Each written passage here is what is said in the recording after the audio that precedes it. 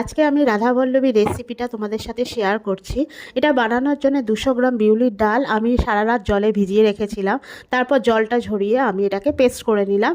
সামান্য জল দেব প্রয়োজনে, দিয়ে ভালো করে পেস্ট করে নিয়ে এবার আমি ময়দার ডোটা তৈরি করব।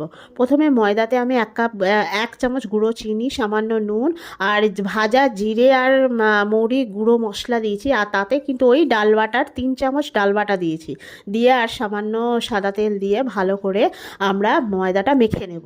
আর সামান্য জল দিয়েও ময়দাটা ভালো করে মেখে একটা ভিজে কাপড় বা এরকম ঢাকা দিয়ে রেখে দেবো।